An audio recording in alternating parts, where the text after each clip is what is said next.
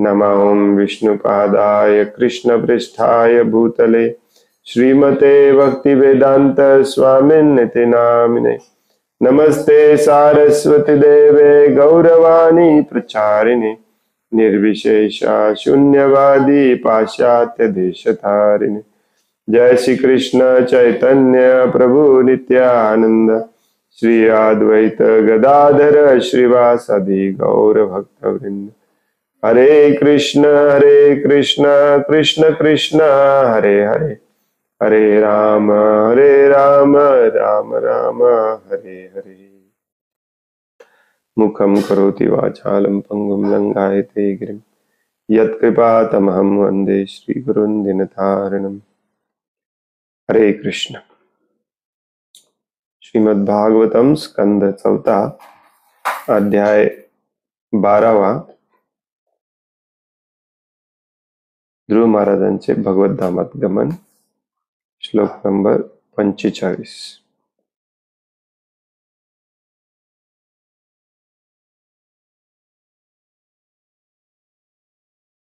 धन्यं यशस्यमायुष्यम् पुण्यं स्वस्त्ययनं महत्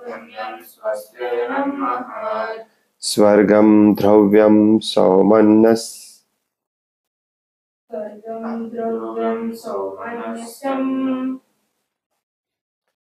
प्रशस्यम् अघमर्षणम्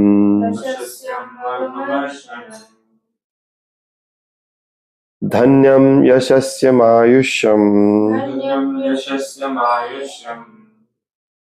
पुण्यं स्वस्त्ययनं महत्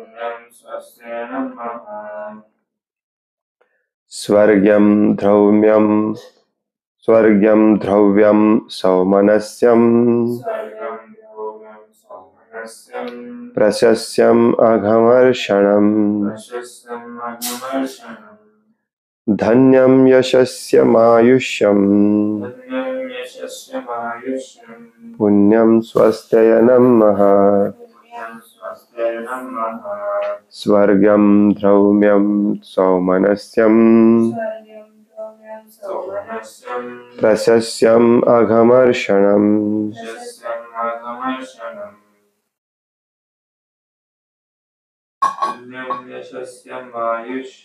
धन्यं यशस्यमायुष्यम्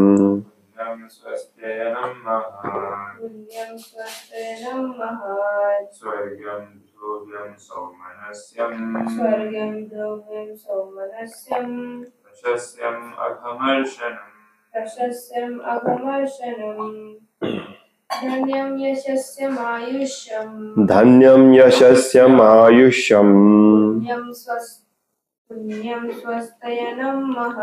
पुण्यं स्वस्त्ययनं महत्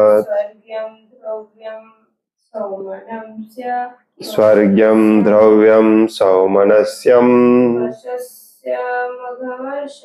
प्रशस्यम् अघमर्षणम्।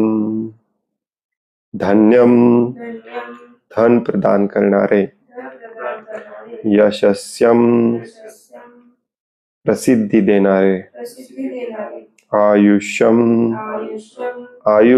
आयुर्मर्यादा वाढवणारे, पुण्यम पवित्र, स्वस्ति अयनम मांगल्य निर्माण करणारे, महत महान, स्वर्गीयम स्वर्ग लोकांच्या प्राप्तीचे वरदान देणारे, द्रव्यम किंवा ध्रुवलोक, सौमनस्यम मनास प्रसन्न करणारे, प्रशस्यम गौरवशाली, अघमर्षणम सर्व प्रकारच्या पाप कर्मांचा प्रतिकार करणारे। भाषांतर आहे, ध्रुव महाराजांची कथा श्रवण करून मनुष्याच्या संपत्ती, प्रसिद्धी आणि दीर्घायुष्य प्राप्त करण्याच्या सर्व इच्छा पूर्ण होतात. हे कथन अतिशय पवित्र तथा मंगलमय आहे आणि त्याच्या केवळ श्रवणाने मनुष्यास स्वर्गलोक अथवा ध्रुव महाराजांनी प्राप्त केलेल्या ध्रुवलोक देखील प्राप्त करता येतो. हे कथन गौरवशाली असल्यामुळे त्यापासून देवता संतुष्ट होतात आणि त्यांच्या अपार सामर्थ्याने मनुष्याच्या सर्व पाप कर्मांच्या फळांचा प्रतिकार होऊ शकतो.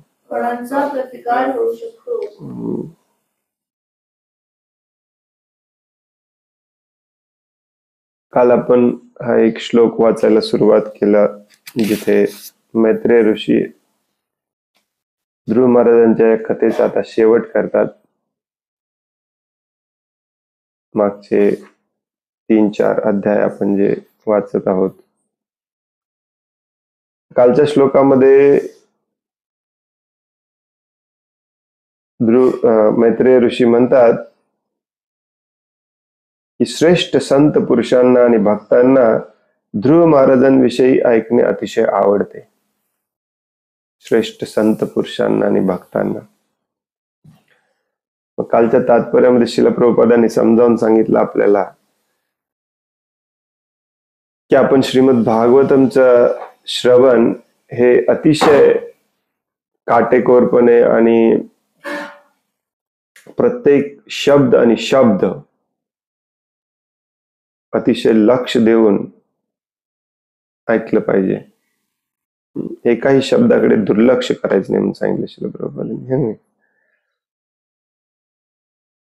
आजच्या या श्लोकामध्ये मैत्रेय ऋषी सांगतात की ध्रुव महाराजांची कथा जो कोणी ऐकतो त्याला संपत्ती मिळते, प्रसिद्धी मिळते, दीर्घायुष्य मिळतं. आता जरा कथा इंटरेस्टिंग वाटायला लागली. काहीतरी सांगत जावं प्रभूजी. संपत्ती, प्रसिद्धी, दीर्घायुष्य.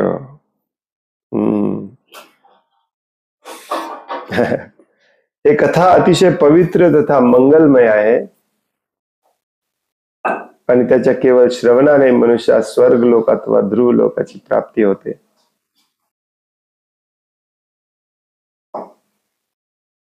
आणि आपल्या सगळ्या पाप कर्मांचा या कथा ऐकल्याने प्रतिकार होतो.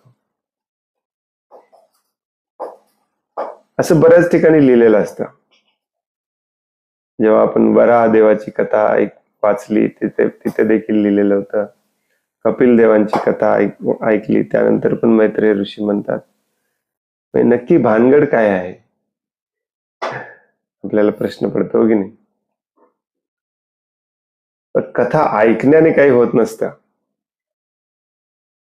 कथा श्रवण करणे म्हणजे त्या कथेतला बोध घेणे. त्याच्याने सगळं मिळत असतं. ध्रुव महाराजांची कथा श्रवण करणे म्हणजे ध्रुव महाराजांच्या कथेतला बोध घेणे की कसे ध्रुव महाराज भगवंतांचे शुद्ध भक्त झाले, शुद्ध भक्त राहिले.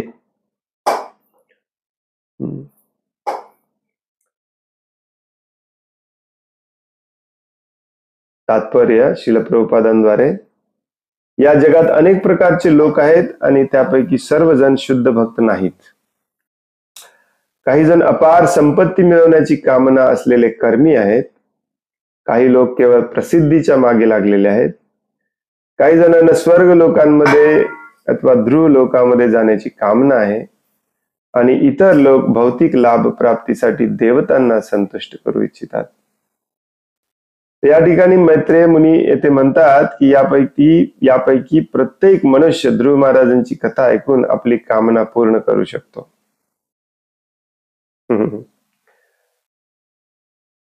असा अनुरोध करण्यात आला आहे की भक्त ज्याला अकामी म्हणतात किंवा कर्मी ज्याला सर्वकामी म्हणतात आणि मुमुक्षु ज्ञानी ज्याला मोक्षकामी म्हणतात या सर्वांना आपले जीवन ध्येय साध्य करण्यासाठी भगवंतांची आराधना करावी.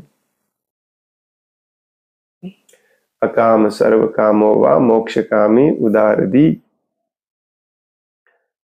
तीव्रेन भक्ती योगेन यजेत पुरुष परम.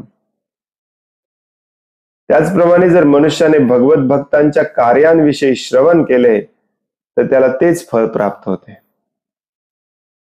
भगवंतांचे चरित्र आणि कार्य तसेच त्यांच्या शुद्ध भक्तांचे चरित्र आणि कार्य यामध्ये मुळीच भेद नाही. कारण भगवंतांच्या शुद्ध भक्तांचं चरित्र आणि कार्य याच्याबद्दल श्रवण करायचं म्हणजे तो काय करतो याच्याबद्दल श्रवण करायचं, आणि तो काय करत असतो तो दुसरं तिसरं काहीच करत नाही. भगवद्गीतेनुसार आपल्याला माहिती आहे की शुद्ध भक्त म्हणजे रात्रंदिवस 24 तास एक क्षणही वाया न घालवता तो भगवंतांच्या सेवेमध्ये असतो. भगवंतांच्या शुद्ध भक्ताबद्दल श्रवण करणे म्हणजेच भगवंतांबद्दल श्रवण करणे. इनफॅक्ट भगवंतांबद्दल श्रवण करायला आपल्याला कमी इंटरेस्ट असला पाहिजे आणि भगवंतांच्या शुद्ध भक्तांबद्दल ऐकण्यामध्ये श्रवण करण्यामध्ये आपल्याला जास्त इंटरेस्ट असला पाहिजे. तर त्याच्यावरून आपल्याला लक्षात येतं की शुद्ध भक्तीची लेवल जी आहे ती कशी मिळवायची, हो की नाही.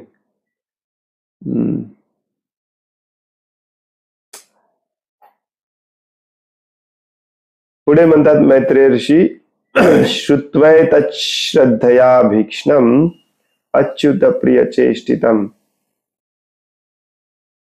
भवेद भक्तिर् भगवती यया स्यात् क्लेश संशयः. जो कोणी ध्रुव महाराजांचे चरित्र श्रवण करतो आणि जो श्रद्धा तथा भक्तिपूर्वक त्यांचे शुद्ध चरित्र जाणण्याचा वारंवार प्रयत्न करतो तो शुद्ध भक्तीच्या स्तरावर उन्नत होतो आणि विशुद्ध भक्तिमय सेवेचे आचरण करतो. अशा कृतीद्वारे मनुष्य ऐहिक जीवनातील विविध क्लेशांचे निराकरण करतो.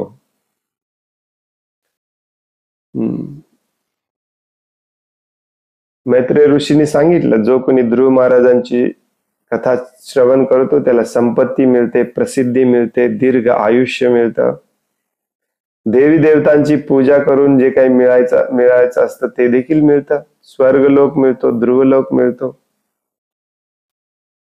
पाप कर्मांचा प्रतिकार होतो. तर त्याला पाठोपाठ दुसऱ्या श्लोकामध्ये मैत्रेय ऋषी सांगतात की जो कोणी ध्रुव महाराजांचे चरित्र श्रवण करतो आणि जो श्रद्धा तथा भक्तिपूर्वक त्यांचे शुद्ध चरित्र जाणण्याचा वारंवार प्रयत्न करतो. ऑफकोर्स पहिली सुरुवात हीच असते, विदाउट एनी मोटिव्ह, काहीही हेतू वगैरे न ठेवता श्रवण करणे. भले त्यातून तुम्ही काही बोध घ्या घेऊ नका काही फरक पडत नाही, श्रवण तरी करा. लहान मुलांना एखाद्या बऱ्याचशा गोष्टीमध्ये इंटरेस्ट नसतो, परंतु आपण आई वडील त्याला जबरदस्तीने ते ऐकायला लावतात, ते करायला लावतात. मग ते ऐकत ऐकत करत करत त्याला इंटरेस्ट निर्माण होतो आणि इव्हेंच्युअली तो त्याच्यामध्ये करिअर पण करतो.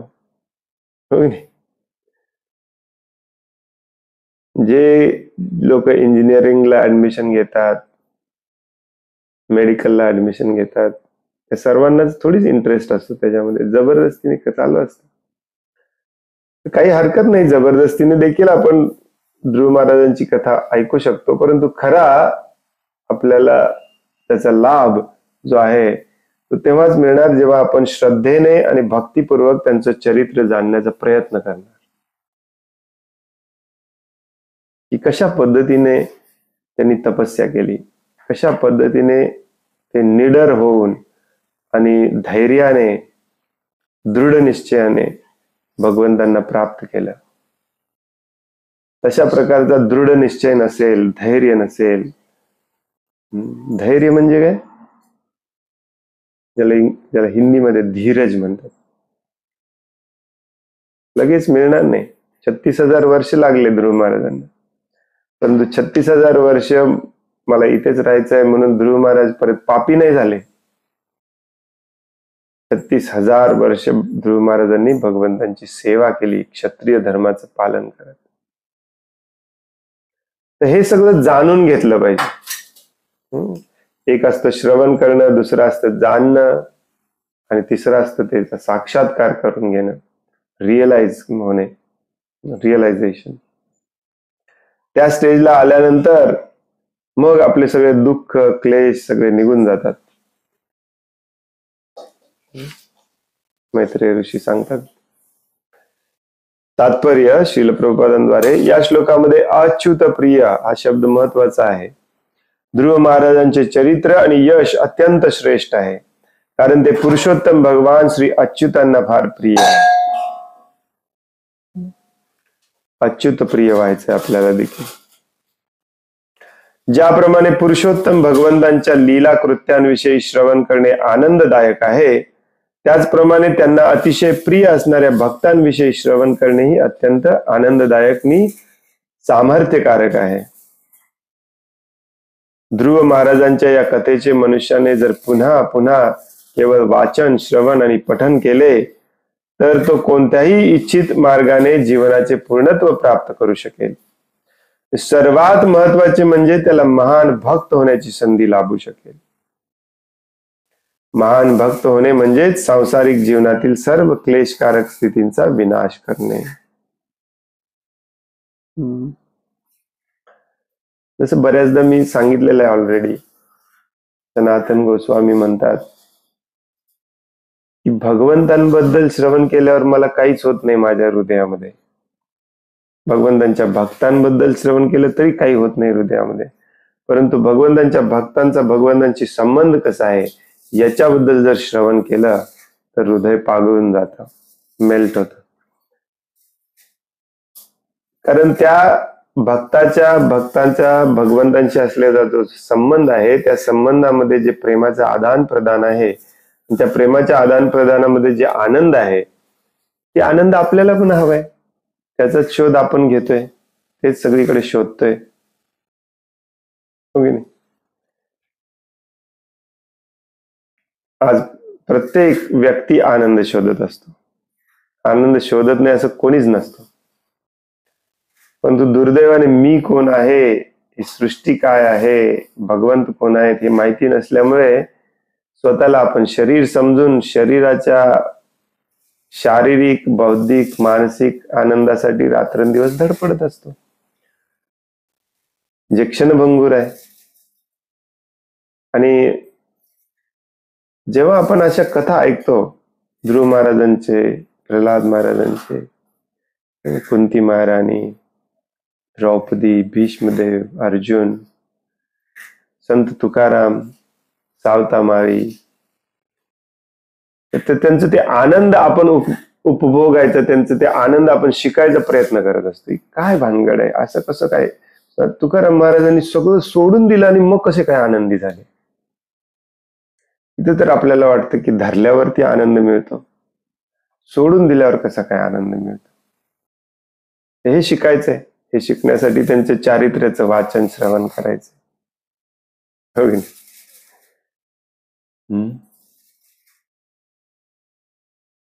तुकाराम महाराजांनी विचार केला नाही मी हे सगळं सोडून दिल्यानंतर माझ्या घराचं काय होईल, माझ्या कुटुंबाचं काय होईल. कारण त्यांनी आनंद जाणला. कुटुंबियांनी भरपूर तक्रार केली,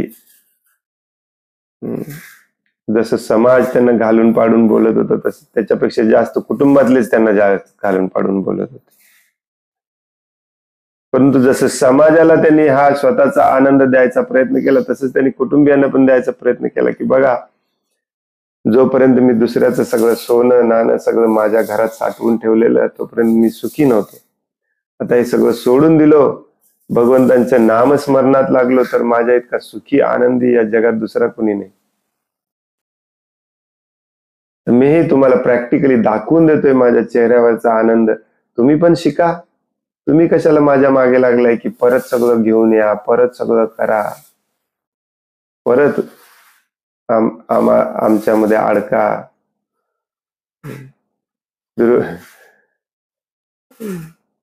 बऱ्याचदा लोकांना असं वाटतं की भक्ती म्हणजे घरदार कुटुंब सोडायचं.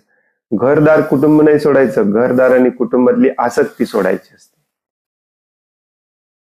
ती कशी सोडायची? आपल्या घरदार कुटुंबातल्या लोकांना देखील एक जीव म्हणून पाहायचं. ज्या पद्धतीने दुसऱ्या जीवावरती प्रचार प्रसार करून तुम्ही दया करुणा करता, तसंच घरातल्यांवरती देखील करायचं. आणि ज्याप्रमाणे बाहेरचे जीव तुमचा प्रचार प्रसार ऐकून भक्त होत नाहीत, तसेच घरातले पण होणार नाहीत. आपल्या रक्ताचे जवळचे आहेत म्हणून आपली जरा जास्त अपेक्षा असते त्यांच्याकडून, परंतु नाही झालं तर आपल्याला दुःख झालं नसलं पाहिजे, नाही तर तुमची पण आसक्ती अजून आहे त्याच्यामध्ये, हो की नाही?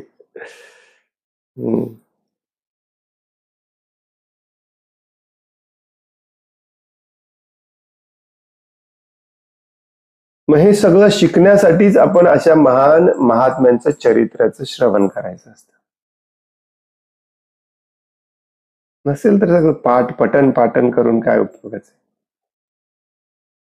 काही लक्षात राहिलं नसलं तरी तुम्हाला चालतं, परंतु त्या भक्ताचा भगवंतांप्रती आणि बाकीच्या सर्व जीवांप्रती भाव काय होता, तो भाव माझ्यामध्ये कसा येईल, एवढंच तुम्हाला विचार करायचा. बाकी काही लक्षात ठेवायचं नाही. कुठल्या ओळीनंतर कुठली ओळी होती, कुठल्या श्लोकानंतर कुठला श्लोक होता, काही लक्षात ठेवायची गरज नाही. महत्वम इच्छिताम तीर्थम श्रोतु शीलादयो गुणः यत्र तेजस तदिच्छुनाम मानो यत्र मनस्विनाम. जो कोणी ध्रुव महाराजांचे हे आख्यान ऐकतो तो त्यांच्याप्रमाणे महान गुण प्राप्त करतो. ज्याला श्रेष्ठ प्रभावशाली आणि सामर्थ्यशाली पुरुष व्हायची कामना आहे, त्याला येथे सांगितलेल्या प्रक्रियेने हे सर्व मिळते. त्याचप्रमाणे सन्मान प्राप्तीची इच्छा असणाऱ्या चिंतनशील मनुष्यांसाठी येथे योग्य साधने दिलेली आहेत.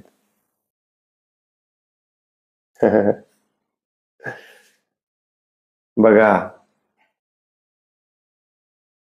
ज्याला कोणाला श्रेष्ठ प्रभावशाली सामर्थ्यशाली पुरुष व्हायची कामना आहे, त्याने पण ध्रुव महाराजांची कथा ऐकली पाहिजे. ध्रुव महाराज श्रेष्ठ होते, सामर्थ्यशाली होते, प्रभावशाली होते. 36,000 वर्ष या पृथ्वीवरती राज्य केलं त्यांनी.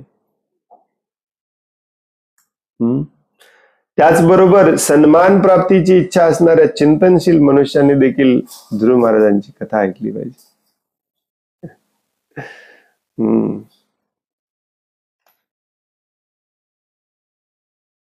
प्रभुपाद म्हणतात, भौतिक जगामध्ये प्रत्येक जण लाभ सन्मान प्रतिष्ठेच्या मागे लागलेला असतो.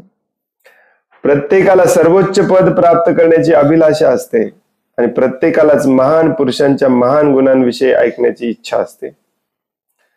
म्हणूनच तर आपण हिटलरची कादंबरी वाचतो, सावरकरांची कथा वाचतो, कारण आपल्याला आतून ती इच्छा असते. महात्मा गांधी ते प्रभुपाद म्हणतात, भौतिक जगातल्या भौतिक महान लोकांचं चारित्र्य ऐकण्यापेक्षा शास्त्रातील महान भक्तांचं चारित्र्याचं श्रवण करा. श्रेष्ठ लोकांची इच्छा करण्याजोग्या सर्व आकांक्षा ध्रुव महाराजांच्या कार्यांची कथा केवळ जाणून आणि वाचून पूर्ण होऊ शकतात.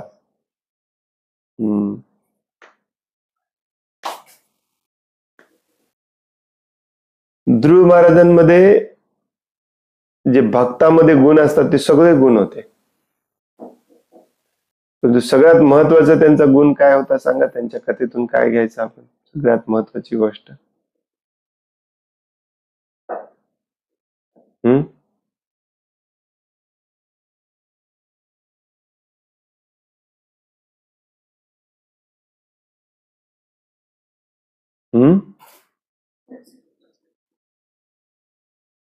हो, कोणीतरी बोलला, आवाज कमी झाला. काय घ्यायचं? अनासक्ती.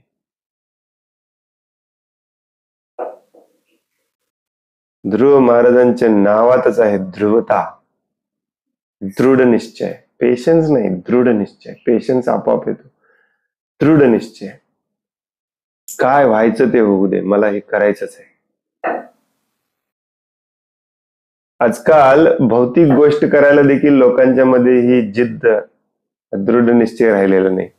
सगळे आळमडळम करतात. शाळा शिकायची इच्छा नाही, नोकरीच्या मागे लागायची इच्छा नाही. हे कलियुगाचं लक्षण आहे. हळूहळू आपण इतके घृणास्पद दळबद्री होत चाललेलं आहे. दयनीय परिस्थिती आहे आपली.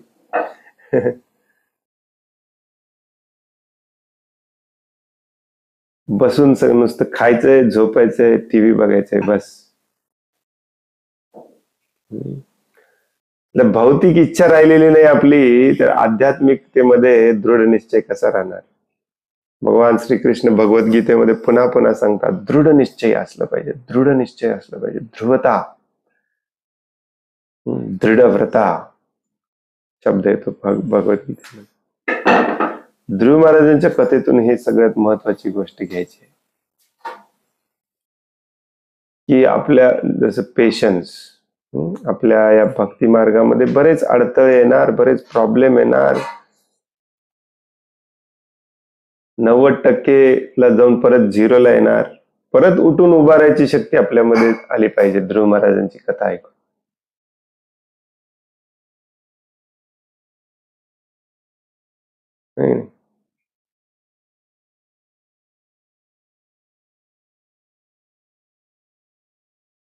मगाशी आपण वाचलं, ध्रुव महाराजांची कथा कशी आहे? मंगलमय आहे, पवित्र तथा मंगलमय आहे. मंगलमयचा अर्थ काय असतो?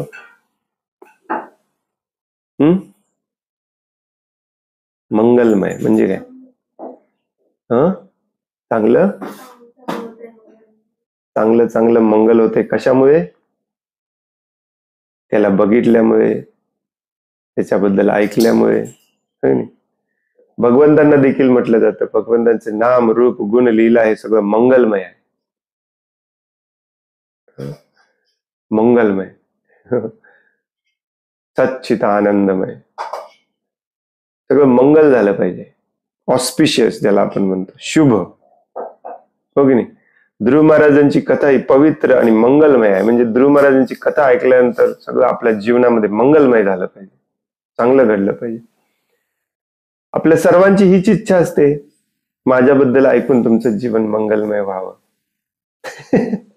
असते का नाही? असते नाही? भौतिक जगामध्ये आपल्या सर्वांची इच्छा असते, माझ्याबद्दल तुम्ही ऐका, माझं गुणगान करा, माझं मंगलमय होऊ दे, तुमचं खड्ड्यात गेलं तरी चालतंय.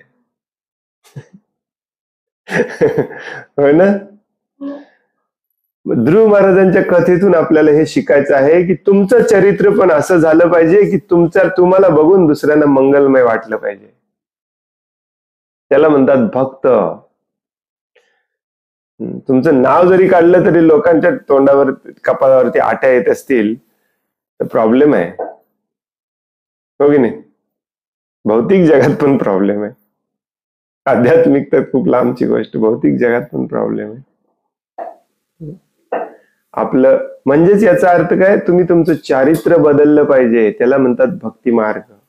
चरित्र न बदलता, सद्गुण विकसित न करता, नुसतं जप आणि 4 नियमांचं पालन करून नाही चालणार. तुमचं वागणं, तुमचं बोलणं अशा पद्धतीचं असलं पाहिजे की समोरच्याला मंगलमय वाटलं पाहिजे, पवित्र वाटलं पाहिजे. त्याच्यामध्ये जे अडथळे येतात ते तुम्ही दूर करायचे असतात, दुसऱ्यांनी करायचे नसतात. आपली अपेक्षा असते की मी तर व्यवस्थितच वागतोय, माझं काय कधी चुकतंय? माझं कधीच चुकत नाही. समोरच्याच्या अंगामध्ये तिडे, त्याला मी काय करू? पण समोरच्याच्या अंगामध्ये तिडे असतील तर तुम्ही काही करू पण शकत नाही. तुमच्या हातात फक्त एवढंच आहे की तुमच्या वागण्याने दुसऱ्यांना त्रास होणार नाही, तुमच्या वागण्याने दुसऱ्यांना कधी वाईट वाटणार नाही, तुमच्या वागण्याने सदैव समोरच्याला मंगलमय वाटेल. भले तुम्ही त्याचे शत्रू जरी असला तरी समोरच्याला मंगलमय वाटलं पाहिजे बघितल्यावर. असं तुमचं वागणं असलं पाहिजे. त्याला म्हणतात भक्त. त्याच्यावर आपण लक्षच देत नाही, हो की नाही? ऑफकोर्स काही आसुरी लोक असतात, ते किती तुम्ही चांगलं वागला तरी त्यांना तुम्हाला बघितल्यावर, तुमच्याबद्दल श्रवण केल्यावर मंगलमय वाटणारच नाही. परंतु याचा अर्थ असा नाही की मी पाहिजे तसा मी वागणार, लोकांना काय म्हणायचे म्हणू दे, लोक काय बोलत राहतात. एक नवीन आता कलियुगामध्ये हे झालेलं आहे, लोकांना काय बोलायची सवय, काय बोलायचं ते बोलू दे, मला वागायचं असं मी वागणार. नो.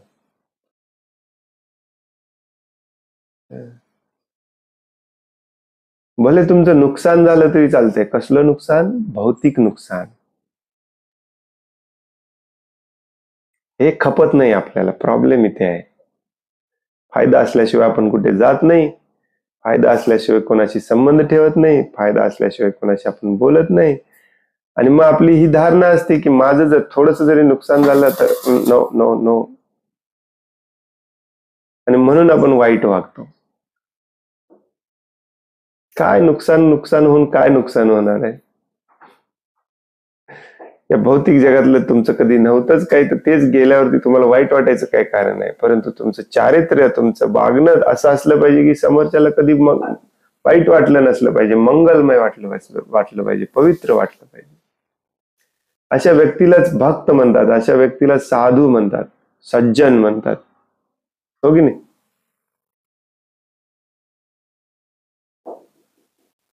आणि हीच खरी कीर्ती असते. ही काय फालतूची कीर्ती, तुमचं नेटवर्थ किती आहे,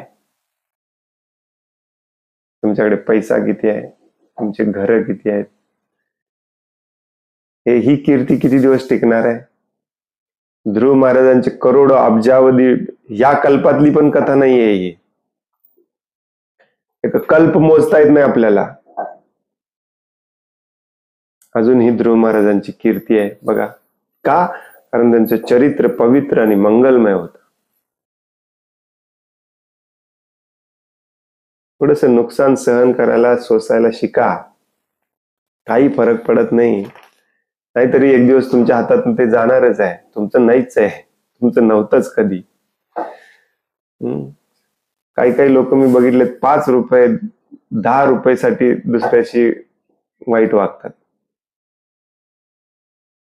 भले तुमचं बरोबर असताना देखील 5 रुपये 10 रुपये सोडायची तुमची इच्छा असली पाहिजे, हो की नाही? नुकसान करून घ्यायची आपली तयारी नसते, त्यामुळे आपण दुसऱ्यांची चांगलं वागत नाही. प्रभूजी कितीही चांगलं वागलं ना, सगळ्याचा त्याग केला ना, तरी मला वाईटच म्हणतात, माझ्याकडे वाईट नजरेनेच बघतात. त्याला तुम्ही काय करू शकत नाही. ते तुमच्या हातातच नाही, त्याचे टेन्शन कशाला घेताय तुम्ही? जे तुमच्या हातात आहे ते बदला, हो की नाही? जे तुमच्या हातात आहे ते तुम्ही बदललं पाहिजे.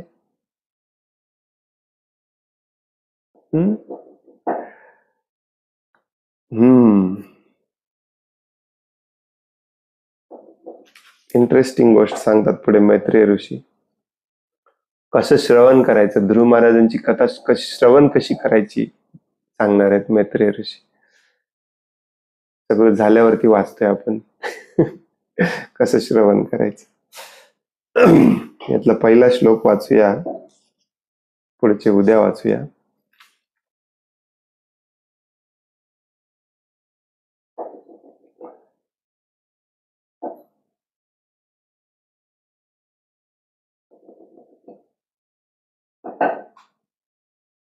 हो, चांगलंच करतोय आपण. पुढच्या श्लोकामध्ये मैत्रेय ऋषी म्हणतात, प्रयतः कीर्तयेत प्रातः समवाये द्विजन्मनाम सायं च पुण्यश्लोकस्य ध्रुवस्य चरितम महत्. मैत्रेय मुनी पुढे म्हणतात, मनुष्याने ब्राह्मणांच्या किंवा अन्य द्विजांच्या सभेत प्रतिदिन सकाळी आणि संध्याकाळी ध्रुव महाराजांच्या चरित्राचे तथा कार्यांचे अत्यंत ध्यानपूर्वक कथन करावे. अरे, मला वाटत होतं की आपण चुकीचं करतोय. शेवटी वाचतोय ध्रुव महाराजांची कथा कशी वाचायची, पण काहीतरी चांगलं करतोय आपण. रोज सकाळी वाचते, याच्यामध्ये सांगितलेलं आहे रोज सकाळी. प्रयतः कीर्तयेत प्रातः, प्रातः म्हणजे रोज सकाळी. आणि ब्राह्मणांच्या आणि द्विजांच्या सभेत रोज सकाळी आणि संध्याकाळी ध्रुव महाराजांच्या चरित्राचं आपण कथा अत्यंत ध्यानपूर्वक कथन करावे म्हणून सांगितलंय मैत्रेय मुनींनी. अत्यंत ध्यानपूर्वक. मी मगाशी ओ म्हटलो कारण पुढचा एक श्लोक वाचला, त्याच्यामध्ये सांगितलंय ध्रुव महाराजांची कथा पौर्णिमेला अथवा अमावस्येला, द्वादशीला, श्रवण नक्षत्राच्या काळात, तिथिक्षयानंतर, व्यतिपात, महिन्याच्या शेवटी किंवा रविवार या दिवशी करावे असे सांगितलेले आहे. आणि आज रविवार आहे.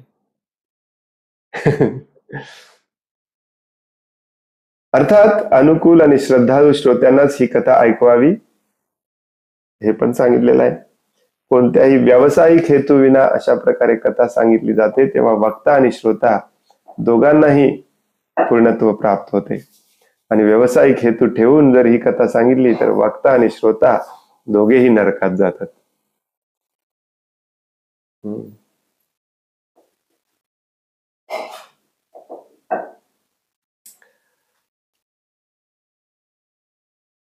मे बी उद्याच वाचूया हे दोन्ही पण श्लोक.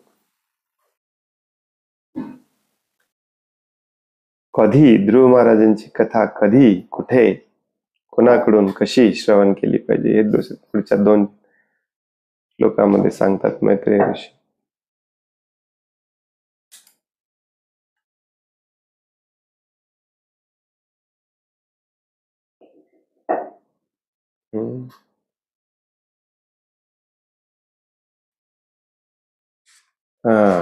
येस, उद्या आपण हे संपवू शकतो. आज इथेच थांबूया. हरे कृष्ण. कोणाला काही प्रश्न आहे, काही सांगायचं आहे?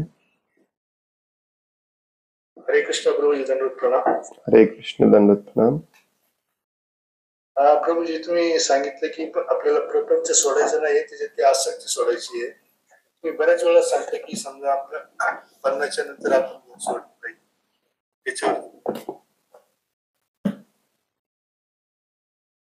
त्याच्यावर काय? त्याच्यावरती बरं ना तुम्ही म्हणजे असं पण म्हणता.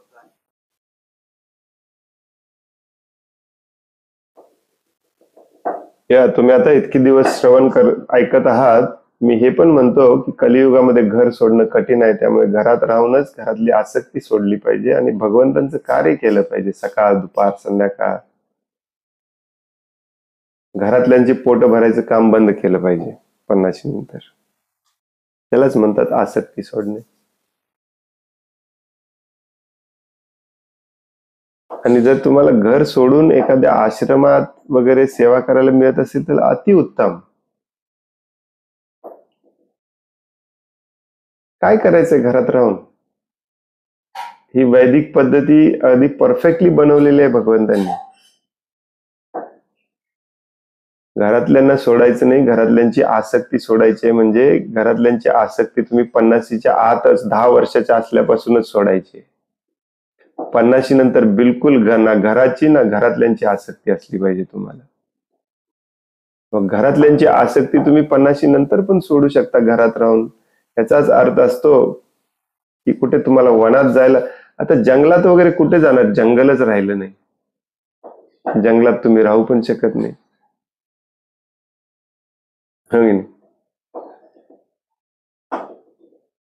मग आसक्ती सोडायचंय म्हणजे काय करायचंय? घरातल्यांना विचारा की मी इथे झोपलं आणि रोज मला खायला प्यायला मिळालं तर मी 24 तास भगवंतांच्या सेवेत लागलं तर तुम्हाला चालेल का? माझी इच्छा आहे की मला आता तुमच्याशी काही देणं घेणं नाही, मला प्रत्येक क्षण भगवंतांची सेवा करायची आहे. झोपायला तेवढं मी इथे येतो, प्रसाद घ्यायला पाटल्यास मी बाहेरच राहतो, कारण मी भक्तीचा प्रचार करण्यामध्ये, भगवंतांची सेवा करण्यामध्ये बिझी आहे. आणि तुमची इच्छा नसेल, तुम्हाला असं वाटत असेल की घरात राहिलं तर घरातल्यांसाठी काहीतरी केलं पाहिजे, तसं असेल तर सांगा, मी घरात राहत नाही उद्यापासून. कारण मला तर भगवंतांची सेवा सोडून दुसरं काहीच करायचं नाही उद्यापासून. मग घरातले जर म्हणाले नाही, म्हणजे प्रभुपाद परवा एका मध्ये लेक्चर मध्ये सांगत होते, तुम्ही ऐकलं असेल, मी पाठवले देखील तुम्हाला बऱ्याचदा, की इतके वर्ष घरातल्यांसाठी काम करून करून शेवटी जेव्हा माणूस म्हणतो मला आता जरा भगवंतांचं काम करू द्या, घरातले लगेच म्हणतात नो, काय केलंय तुम्ही आमच्यासाठी आजपर्यंत? पोरगीचं लग्न होऊ दे, पोरग्याचं हे होऊ दे, तोपर्यंत थांबा, हे करा ते करा. हे ज्याला भगवंतांची सेवा काय असते हे कळालं नाही, तो तुम्हाला थांबवायचाच प्रयत्न करणार. हा, आता पुढच्या श्लोकाचं तात्पर्य मी मुद्दा म्हणून वाचलं नाही, त्याच्यामध्ये प्रभुपाद सांगतात की तुमची 24 तास अशी सेवा करायची इच्छा असेल ना, त्याच्यासाठीच शिल प्रभुपादांनी ही संस्था निर्माण केली. आणि ह्या संस्थेमध्ये तुम्हाला जॉईन व्हायचं असेल तर 24 तास सेवा करायची इच्छा असलीच पाहिजे. आता हे नंतर झालं या संस्थेमध्ये की तुम्ही 24 तास न सेवा करता फक्त आम्हाला पैसे देऊ शकता. हे प्रभुपादांनी कधीच केलं नव्हतं. प्रभुपादांची ही नाही इच्छा होती, नाही प्रभुपादांना हे कधी करायचं होतं. हे बोगसगिरी आता सुरू झाली. प्रभुपादांचा इस्कॉन होता, तुम्हाला माझ्याकडून दीक्षा हवी असेल, मला माझं शिष्य व्हायचं असेल, तुम्हाला इथे 24 तास कामाला आलं पाहिजे. ते सगळ्यांना शक्य आहे, का नाही शक्य? प्रभुपाद सांगतात की तुम्ही यंग असाल, गृहस्थ आश्रमामध्ये असाल, पत्नी स्वीकारलेली असेल, मुलं बाळ असतील, तर पत्नी मुलं बाळांची जबाबदारी पण तुमचंच काम आहे. परंतु प्रभुपादांनी त्या परिस्थितीमध्ये देखील प्रभुपादांनी आपल्याला शिकवलं की त्या परिस्थितीमध्ये देखील तुम्ही 24 तास भगवंतांची सेवा कशी करू शकता. तुम्ही, तुमची पत्नी, तुमची मुलं सगळी भगवंतांच्या सेवेत असली पाहिजेत. प्रभुपाद नवरा बायको, त्यांचे मुलं, लहान मुलं सगळ्यांना मिळून एकत्र आदेश द्यायचे, तुम्ही सगळेच्या सगळे उद्याच्या उद्या लंडनला जावा, तिथे नवीन सेंटर सुरू करा, भक्तीचा प्रचार करा. तुमचं स्वतःच काही कामच नाहीये. पण या कुटुंबातले एकही सगळे एका पेजवर नसतील, एकटाच असेल किंवा दोघच असतील, बाकीचे भौतिकवादी असतील, तर ते जे एकटा जो आहे त्याने मग निर्णय घेतला पाहिजे की मला भगवंतांची सेवा 24 तास करायची. मला अक्कल नव्हती, त्यामुळे मी तुमची जबाबदारी घेतली. आता तुमची जबाबदारी मी पार पाडलेली आहे, इथून पुढे मी तुमची जबाबदारी नाही घेऊ शकत. ऍक्च्युअली घ्यायची पण नसते. भौतिक दृष्ट्या पण जरी बघितलं ना, 50 नंतर तुमची जबाबदारी घ्यायची असते त्यांनी, ते तुम्ही त्यांची जबाबदारी घ्यायची नसते. तुमचं दुखणं खुपणं सुरू होतं, खोकला, कफ, वात, पित्त सुरू होतं, म्हाताऱ्या माणसाची काळजी घ्यायची असते दुसऱ्यांनी. परंतु म्हातार वयामध्ये देखील तुम्हीच त्यांची काळजी घेताय. मग घर सोडून भगवंतांची सेवा करायला जाणे म्हणजे उलट तुम्ही त्यांच्यावरती उपकार करताय की आता तुमच्या जबाबदारी मी माझी टाकत नाही, मी भगवंतांचा होतो. प्रभूजी एक लक्षात ठेवा, तुम्हाला मी बरेच दिवस झालं ऑब्झर्व करतोय, तुम्ही मला शब्दात पकडू शकत नाही, नाही याच्यातून पळवाट आहे, हे तुम्ही ठामपणे लक्षात ठेवून घ्या. हे कॉमन सेन्स आहे. तुम्हाला जर 50 नंतर 24 तास भगवंतांच्या सेवेत असलं पाहिजे, हे टॉपमोस्ट तत्वज्ञान आहे. मग तुम्ही घरात राहून करा, बाहेर पडून करा, काही फरक पडत नाही. 24 तास तुम्ही भगवंतांच्या सेवेत आहात का, हा प्रश्न तुम्ही स्वतःला विचारला पाहिजे. मग कधी कधी कथेमध्ये असं येणार की घरात राहूनच 24 तास सेवा करा, कधी कधी येणार की घर सोडून जावा, कारण घरातले भक्तीला अनुकूल नाही आहेत. मग तुम्ही असे शब्दात नाही पकडू शकत, प्रभूजी परवा तुम्ही असे म्हटले, आज तुम्ही असे म्हटले. अहो, मेन तत्वज्ञान हे आहे की 24 तास तुम्ही भगवंतांच्या सेवेत असलं पाहिजे. आहात का तुम्ही?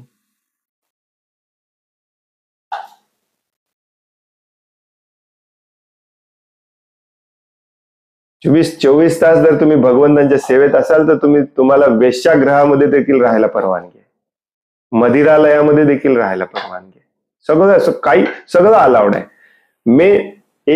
एक नियमाच्या वरती एक नियम असतो, नियमाच्या वरती एक नियम असतो. मेन कुठलाही नियम पाळा, काहीही करा, परंतु हा मेन नियम तुटला नसला पाहिजे. बाकीचे नियम तो मेन नियम पाळण्यासाठी असतात. धोती कुर्ता घालणे, तिलक कंठी घालणे, या नियमापेक्षा श्रेष्ठ नियम आहे जप करणे. जप करण्यापेक्षा श्रेष्ठ नियम आहे हृदय शुद्ध करणे. त्याच्यापेक्षा श्रेष्ठ नियम आहे भगवंतांसाठी काम करणे. एखादा भगवंतांसाठी काम करत असेल, 24 तास फावडा हातात घेऊन खड्डा काढत असेल, तर त्याला तुम्ही जाऊन म्हणू शकत नाही, प्रभूजी परवा तर तुम्ही म्हटले धोती कुर्ता घातलं पाहिजे. कळतंय का तुम्हाला मी काय म्हणतोय ते? थोडस कॉमन सेन्स वापरायचा असतो. चाणक्य पंडितांना जेव्हा विचारलं ना की धर्म म्हणजे काय, भक्ती म्हणजे काय, पहिलं वाक्य चाणक्य पंडितांनी म्हटलं, धर्म म्हणजे भक्ती म्हणजे कॉमन सेन्स. कॉमन सेन्सच राहिला नाही आपल्यामध्ये आता, कारण कॉमन सेन्स आपला हिरावून घेतलाय आपल्या इंद्रिय तृप्तीने. याच्यात न समजण्यासारखं काहीच नाही आहे, परंतु तुमची इंद्रिय तृप्ती तुम्हाला हे समजूच देत नाही. काय नाही समजण्यासारखं आहे सांगा की तुम्हाला. तुम्हाला मी आज असं सांगतो प्रभूजी, तुम्ही बरेच प्रश्न विचारता याच्यावरती, याच मुद्द्यावरती विचारता, म्हणून तुम्हाला मी आज स्पेशल सांगतो. तुम्ही 24 तास भगवंतांच्या सेवेत लागा, ठीक आहे. मी भगवंतांकडे याचना करतो की तुम्ही बाकीचं जे काही करता ना ते सगळं माफ करतील भगवंत.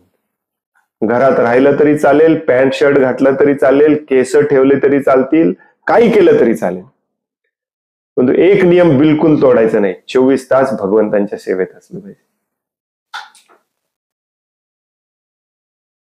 लक्षात येते का?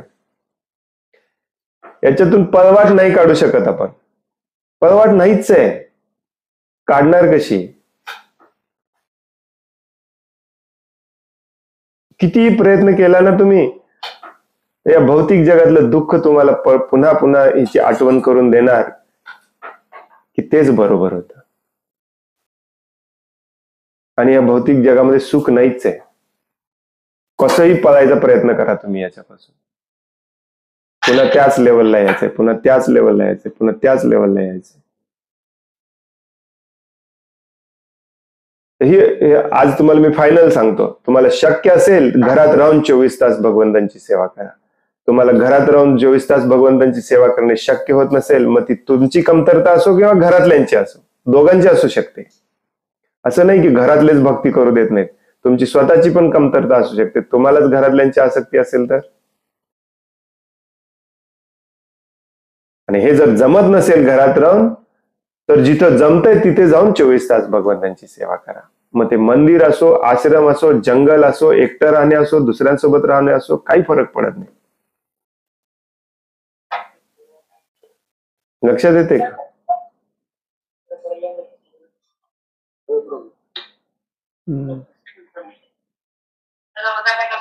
उद्या कोणी कशाला, परवा मागे बऱ्याच जणांनी हा प्रश्न ऑलरेडी विचारलाय, प्रभूजी तुम्ही आम्हाला एवढं सांगता, तुम्ही तर घरात राहताय, आम्ही घरात राहून करतो काय हे तुम्ही बघायला या ना.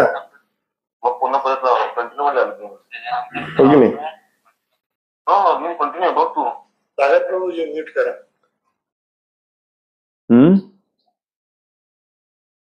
जे करतो, काल सकाळी पण आपण जे सांगत होतो ना, तुम्ही घरात राहावा, मुलं बाळ, अगदी लहान मुलांना देखील आपण हेच शिकवलं पाहिजे. लहान मुलं तर घर सोडू शकणार नाहीत, परंतु लहान मुलांना पण आपण हेच शिकवलं पाहिजे, 24 तास भगवंतांच्या सेवेत असलं पाहिजे. ध्रुव महाराज 5 वर्षाचे असताना 24 तास भगवंतांच्या सेवेत होते. तुम्हाला काय प्रॉब्लेम आहे? म्हणजेच काय, वैयक्तिक आपली जी इच्छा, आकांक्षा, कामना आहेत ना, त्या सगळ्या सोडून द्यायच्या.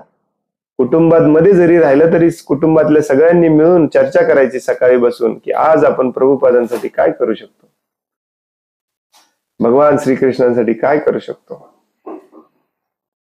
कोणाची करायची इच्छा नसेल ना, तुमचं 4 जणांचं 6 जणांचं कुटुंब असेल, त्यात 6 मधल्या दोघांची एकाची इच्छा नसेल प्रभुपादांसाठी भगवंतांसाठी काम करायची, त्याला घरातून काढून टाका किंवा तुम्ही सगळे घरातून बाहेर जावा. जिथं भगवंतांची सेवा करायची इच्छा नाही तिथे कशाला राहता? मग याच्यासाठी पहिल्यांदा तुमची इच्छा असली पाहिजे 24 तास भगवंतांची सेवा करायची. हे प्रिन्सिपल असतं ऍक्च्युली.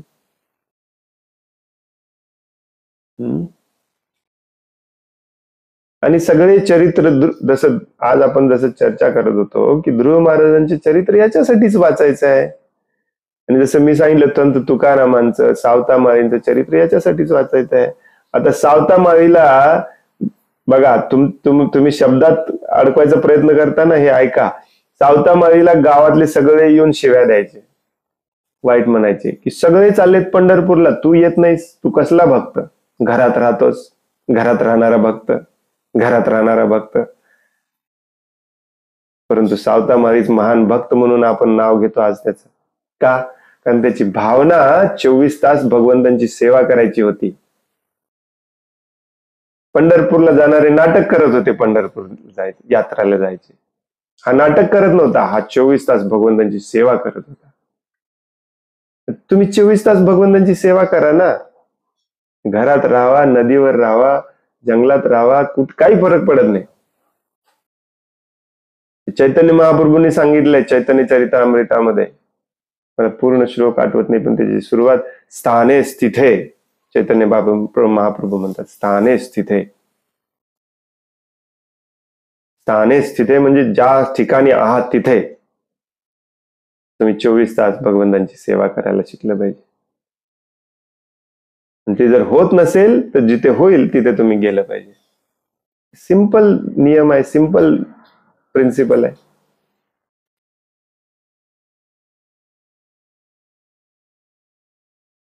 त्यामुळे उद्यापासून तुम्ही विचारच करू नका हे घर सोडायचं आहे का नाही आहे.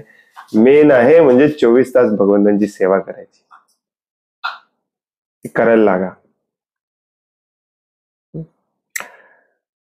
हरे कृष्ण.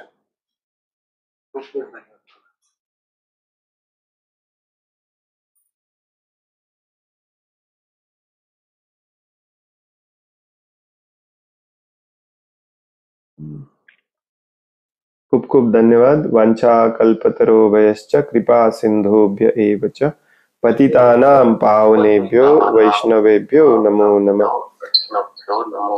अनंत कोटि वैष्णव वृंद की जय. वैष्णव ठाकुर श्रील प्रभुपाद की जय. ग्रंथराज श्रीमद् भागवतम की जय. हरे कृष्ण. धन्यवाद.